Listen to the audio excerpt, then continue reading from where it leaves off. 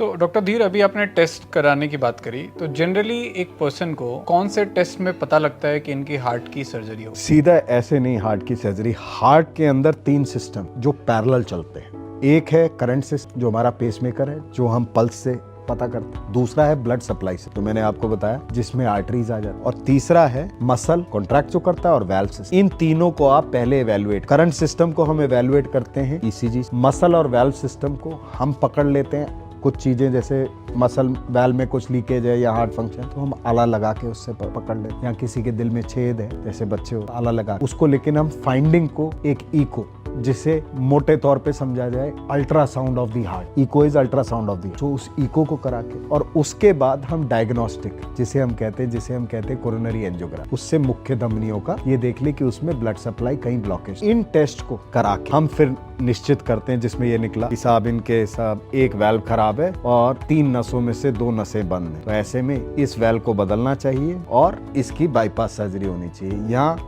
इसका current system slow जा रहा है, तो इसको इस तरीके का पेसमेकर लगाना चाहिए। इन चीजों से हम पता करके फिर डायग्नोस टेस्ट उसके बियॉन्ड भी है। मैं तो पेट स्कैन भी कराता हूँ, कार्डियक एमआरआई भी कराता हूँ, बट मोटा मोटा ये टेस्ट से, 3 टेस्ट से हमें पता चल जाता है इसको हार्ट की कितनी मेजर प्रॉब्लम। ये सॉर्ट ऑफ एक रिपोर्ट कार्ड है, जैसे जन्म पत्री नहीं बनाते कि इस टाइम पे अगर हम ये तीनों चीजें सामने रख लें, तो ये एक हार्ट की जन्म पत्री बन उस पेशेंट।